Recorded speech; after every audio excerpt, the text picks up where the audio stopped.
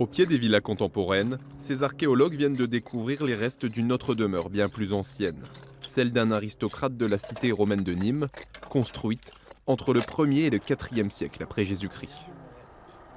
Alors vous avez ici une grande dépression qui est comblée par les matériaux de construction qui proviennent probablement d'une villa, d'une riche villa qui a été décorée avec, vous voyez, ces fragments de colonnes et qui nous montrent quand même que le propriétaire était un aristocrate important puisqu'il pouvait se permettre de faire venir de la pierre de Castries. Alors un peu plus bas, vous avez aussi ici un petit hôtel qu'on pense être un hôtel qui est lié au culte de la famille. Quelques dizaines de mètres plus loin, le sol laisse découvrir les fragments d'un enclos funéraire.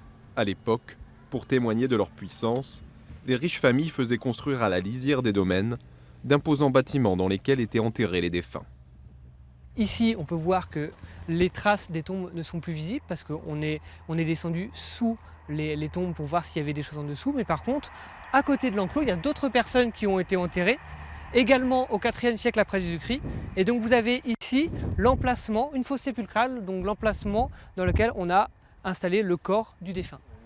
Dans ces tombes, en plus de quelques ossements, les chercheurs ont aussi découvert des restes de céramique typiques de la vallée du Rhône.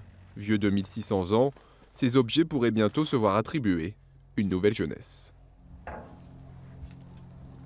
Comme ils sont très bien conservés, ils pourraient être exposés dans des musées. Ici, ils vont probablement rejoindre les collections du dépôt archéologique de Nîmes. Bientôt, le chantier archéologique laissera place à celui d'un lotissement, un autre type d'habitat pour écrire une nouvelle page de l'histoire.